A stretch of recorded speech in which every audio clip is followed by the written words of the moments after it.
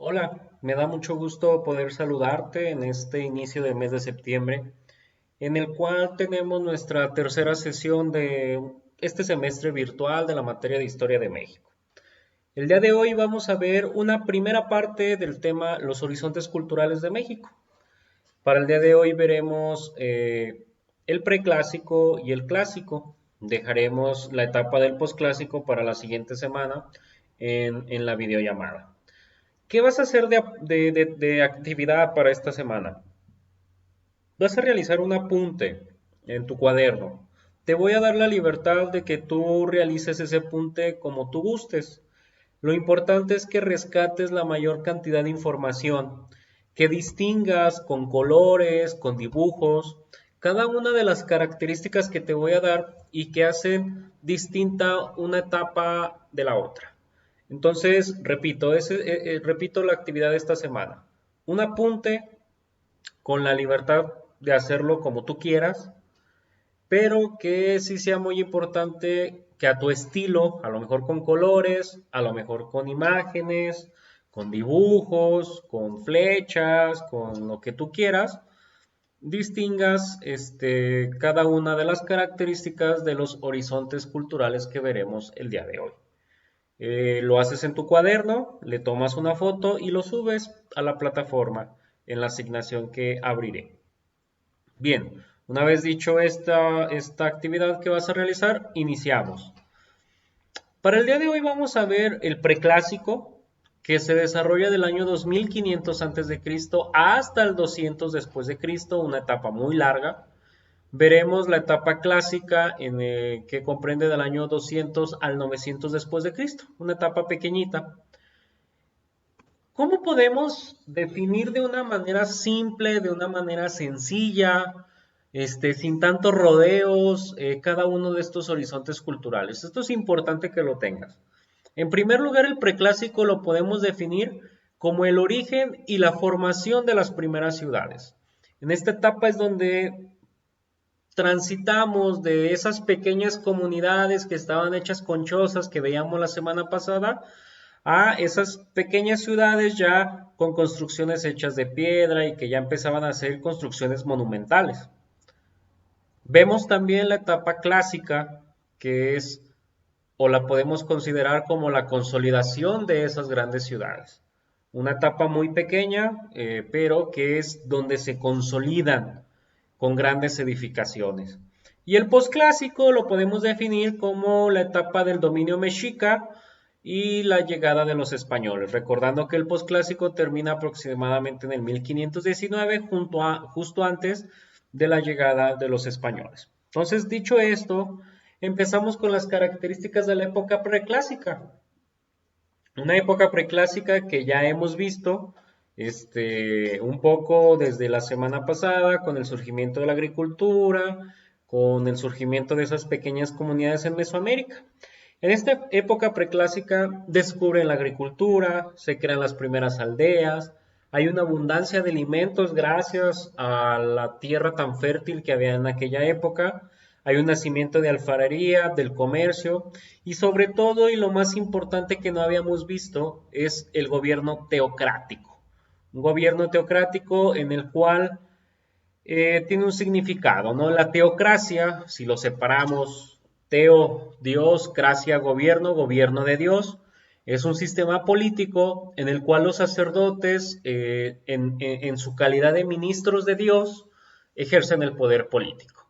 Si lo trasladamos a nuestros días, como lo hemos hecho y como lo vamos a seguir haciendo en esta materia de historia de México, trasladar a nuestros días algunos aspectos, tenemos dos ejemplos, uno mundial y otro más conocido para nosotros, ¿no? El Tíbet hasta el 2011 era un ejemplo de teocracia. ¿Por qué? Porque en esta región el líder recibía el título de Dalai Lama y se trataba del máximo referente religioso. Y hasta el 2011 en aquella región del mundo era la principal autoridad política. En el Vaticano pasa lo mismo, algo parecido, pero eso se conserva hasta nuestros días. En el Vaticano la teocracia sigue funcionando, en donde el Papa, que actualmente es el Papa Francisco, es el jefe de Estado, pero también es la autoridad máxima a nivel religioso. No olvidemos que el Vaticano es reconocido por todos los países, por la ONU, como un Estado, como un país. Por eso es que cuando viene el Papa a visitar nuestro país, se le recibe, como lo vemos en esta imagen, como un jefe de Estado. Un jefe de Estado que es recibido por el presidente y que es recibido como tal, como jefe de Estado, no como líder religioso, sino como jefe de Estado. Por eso tenemos la bandera de México y del Vaticano. Ya después cuando sale y se va a los templos o con la feligresía, ya es reconocido como un líder religioso. Entonces, un gobierno teocrático es un gobierno en el cual los sacerdotes o los príncipes, en su calidad de ministros de Dios, ejercen el poder político. Y esto es algo que es nuevo, que no habíamos visto en las semanas anteriores. ¿Qué pasa en el preclásico temprano? Se divide en algunas etapas el preclásico. La primera es el preclásico temprano. Surge principalmente en el sureste del país, por allá en la parte oeste de Tabasco y en la parte sureste de Veracruz. En esta parte es donde en las capitales de las grandes ciudades había templos y desde esos templos se gobernaba la región. La civilización más importante de la época pues son los olmecas y ellos eran reconocidos por cuatro principales características. La primera es que eran unos grandes comerciantes. Los olmecas se dedicaban a viajar por las regiones del sur del país con la finalidad de ser comerciantes de sus productos. Eran unos grandes viajantes por consecuencia y también eran muy buenos constructores. Y a ellos se les debe un primer sistema de escritura, muy rutinario, muy sencillo, pero que servía para comunicarse con dentro de ellos mismos en su comunidad, pero también fueron difundiéndola a través de sus viajes con la finalidad de vender sus productos. ¿Qué pasa en el preclásico medio? En el preclásico medio suceden tres grandes acontecimientos, por así decirlo, ¿no? Hay edificaciones más grandes. Se dan cuenta de que construyen una edificación y después le construyen otro nivel y otro nivel y otro nivel para llegar a conocer las grandes pirámides que hasta nuestros días conocemos. Hay una agricultura más eficiente. Se dan cuenta que si construyen sistemas hidráulicos con canales que vienen desde la cima de un cerro hasta la parte de abajo, en donde se pueda construir una especie de cisterna, se puede recaudar mayor cantidad de agua. Y esa agua se puede utilizar precisamente para eficientar la agricultura o para también la comunidad en general. Para el preclásico tardío, en el preclásico tardío surgen nuevas ciudades. En estas nuevas ciudades, sobre todo las ciudades mayas, se empiezan a construir observatorios astronómicos con la finalidad de observar esos fenómenos meteorológicos que hay hasta nuestros días, ¿no? O sea, el día, la noche, las estrellas, la ubicación de las estrellas, qué pasa si de repente hay algún relámpago, la lluvia, el calor, etcétera. Y esto permite que también empiece a crecer la cuestión religiosa, ¿no? Hablábamos hace 8 días la cuestión de una religión politeísta, donde se tenían dioses de todo. Pues aquí ya se empieza en esta época del preclásico tardío a darle culto a los elementos de la naturaleza. De tal manera que esto también le da mayor fortaleza a la figura del líder. Si recuerdan también la semana pasada decíamos que el líder era como que el más fuerte o el más sabio y eso fue cambiando conforme pasaron los años. Para esta etapa ya es muy fuerte la distinción entre el rey y el noble y al rey se le da una figura de dios o de semidios y esto es gracias a toda esta etapa en la cual se va acrecentando la religión politeísta, ¿no? Una religión donde había muchos dioses. Hasta el siglo XIII los mayas llevaban una cuenta de los días transcurridos a partir de una fecha, que ellos determinaron como el inicio de la era actual. Ellos, los mayas, a través de la observación que realizaban en esos observatorios, grandes observatorios que son como estos que tenemos aquí, este de acá, ellos forman el primer calendario que se conoce como la cuenta larga, que tiene 5 posiciones con denominaciones y duraciones muy específicas, ¿no? El Bactún, que dura 144.000 días, el Catún, 7.200 días, el Tun, que son 360 días, el Winal, de 20 días, y el Kin, que solamente duraba un día. Y todo esto lo hicieron ellos con la observación. La observación de ver cuánto el nacimiento de la luz, el nacimiento de la oscuridad, día, noche, etcétera. Con esa observación ellos hicieron este primer calendario. ¿Qué pasa en la época clásica? La época clásica, como ya lo habíamos dicho hace rato, es la consolidación de las grandes ciudades. Por lo tanto, se empiezan a ver mayores construcciones, construcciones imponentes, construcciones donde ya hay palacios, donde ya hay centros ceremoniales muy grandes. Hay un perfeccionamiento de la agricultura a través de la chinampa, del huerto, de la terraza. Por consecuencia hay un crecimiento poblacional y ya hay una representación muy fuerte de familias poderosas. Ya se identifican bien las familias poderosas en lo económico, en lo político, en lo religioso. Aquí es donde te dejo algunas imágenes para que tú puedas observar, por ejemplo, en la parte superior, cómo funcionaban las chinampas, recordando que toda la parte del Valle de México era un gran lago y a partir de este gran lago ellos empiezan a construir una especie como de embarcación con madera y en esa embarcación ellos colocan tierra y plantas y en la parte del lago tenemos esta parte que son las chinampas. Aún existen en Xochimilco, aún se pueden ver este tipo de forma de agricultura, ¿no? A través de las chinampas. El huerto, que es el más común que tenemos hasta nuestros días, que lo podemos hacer en nuestras casas, por ejemplo. Y las terrazas, que es esto que tenemos aquí, que es en cerros donde se van construyendo unas especies de niveles y en esos niveles es donde se van poniendo eh, plantas o vegetación.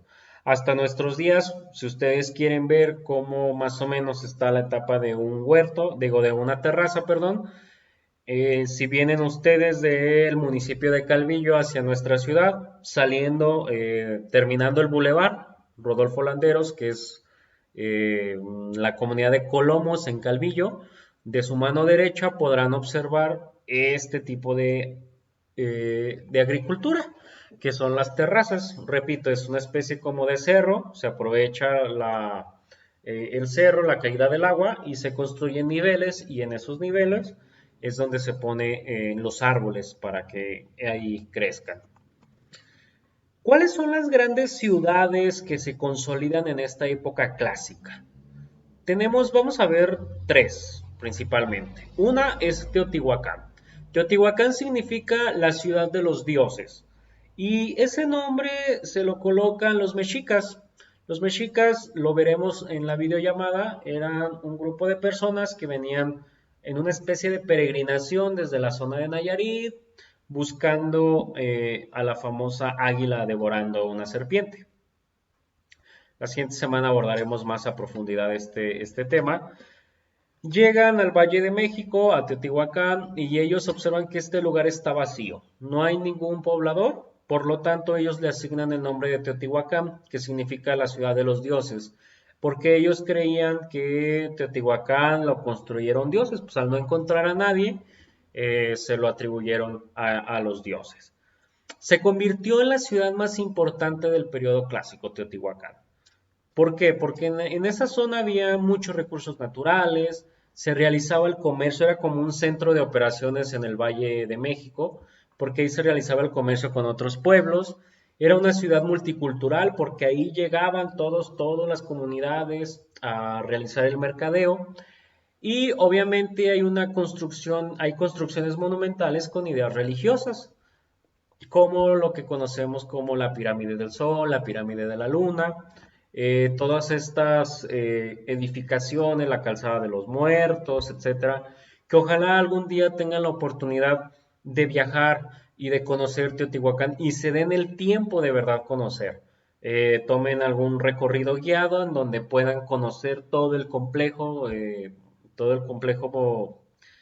Teotihuacán, incluyendo el museo, etcétera, para que ustedes vean cómo era, cómo se cree que funcionaba la ciudad de Teotihuacán. Es una ciudad muy, muy importante, muy interesante por conocer. Ojalá y algún día tengan esa oportunidad de ir. Otra civilización que surge en esta época, no que surge, que se consolida en la época clásica, es la civilización de los mayas. Una civilización de los mayas que ellos mismos, como ya lo vimos, crearon su propio calendario, desarrollaron su propio sistema de matemáticas, crearon sus propias formas de escritura y que ellos, a través de estos grandes observatorios que construyeron, pues realizaban el registro de los acontecimientos más importantes. ¿Cuál fue la ciudad más importante de los mayas? Tikal. Tikal en la parte sur, bueno, entre Chiapas y Guatemala. Obviamente también está Palenque, que es una de las ciudades más importantes y que aborda también la parte sur de Quintana Roo, Chiapas, Belice, Guatemala, y son grandes, grandes edificaciones. Ojalá también en algún momento de sus vidas puedan conocer o se den el tiempo de conocer estas grandes ciudades que en lo personal a mí me gusta mucho ir a las zonas arqueológicas. Prefiero mil veces una zona arqueológica que ir a la playa, porque en la zona arqueológica tú puedes sentir, imaginar cómo vivían en aquella época, ¿no? Simplemente la ciudad de Palenque, que es esta que tenemos acá, donde donde lo que se tiene al descubierto es simplemente una muy pequeñita parte de lo que en realidad era esa ciudad. Lo demás está cubierto por la selva. Entonces imagínate el poderío que tenían los mayas. Los mayas eran una civilización muy importante y muy, muy poderosa, tanto en lo social, en lo económico, como también en lo intelectual, podríamos decirlo, pues ya que ellos crearon su propia escritura, su propio calendario y su propia numeración. Otra de las zonas arqueológicas que tienen que visitar, de verdad, tienen que visitar es Monte Albán. Monte Albán fue la ciudad más importante de la civilización de los zapotecas. Los zapotecas, Monte Albán está ubicado a las afueras de la capital de Oaxaca y que está prácticamente en la cima de un cerro. Ustedes suben allá a la zona arqueológica de Monte Albán y tienen la oportunidad de ver todo el valle de Oaxaca. Y desde ahí ellos también realizaban rituales religiosos muchísimos, tenían deidades celestiales y realizaban el juego de pelota. Los zapotecas se caracterizaron por ser unas personas que les gustaba mucho el juego de pelota, que era una especie de juego entre dos bandos en el cual pues se jugaba con la cadera principalmente y tenías la obligación de meter un pequeño balón a un pequeño círculo. Todavía existe aquí en Monte Albán, esto también es de Monte Albán, y que bueno, el juego de pelota curiosamente tenía como que pues un final catastrófico para los dos bandos, porque el que ganaba más bien el que perdía era sacrificado por ser perdedor, ¿no? El equipo que perdía se sacrificaba por ser perdedor, y el equipo ganador se sacrificaba también, pero por ser un orgullo de ser los ganadores y ofrecérselos a los dioses, o sea, ganaras o perdieras, te sacrificaban. Y era lo que hacía curioso, ¿no? A este tipo de juegos. Ojalá de verdad, chavos, si algún día pueden ir a Monte Albán, vayan, es algo que vale mucho la pena. en alguna etapa de su vida, si no se puede ahora, pues ya cuando sean más mayores, hagan su alcancía y traten de viajar. ¿Qué pasa en el clásico? Si recuerdan, el clásico fue una etapa muy pequeñita, es la etapa más pequeña en cuanto al tiempo. Y si bien se consolidaron esas grandes ciudades, pues también el fin fue una especie de efecto dominó, porque en primer lugar cae Teotihuacán, después cae Tikal y al final Monte Albán. No se sabe realmente por qué desaparecen estas civilizaciones, o sea, no hay registros, no hay, pues realmente no hay nada que diga desaparecieron porque los invadieron, no lo hay. Simplemente se sabe que cayeron en una especie de efecto dominó y que a partir de esta etapa todo el poder se concentra en el Valle de México. Cuando llegan los mexicas y cuando fundan la Gran Tenochtitlán, todo el poder se va al Valle del México y todas las civilizaciones que surgieron en la demás región mesoamericana llegan al poderío de los mexicas. Ya veremos la siguiente semana en la videollamada más a profundidad a los mexicas que se convirtieron en la civilización, en el ejército más fuerte, más dominante de aquella época. Hasta aquí terminamos nuestra clase, nuestro video. Ojalá que no te haya hecho bolas o demás. Recuerda que si tienes alguna duda me puedes mandar algún mensaje y con todo gusto lo checamos. Te recuerdo el apunte, lo puedes hacer de manera libre y lo mandas una fotografía, lo subes a la plataforma. Cuídate mucho, síguete cuidando, cuida mucho a tu familia. Un abrazo.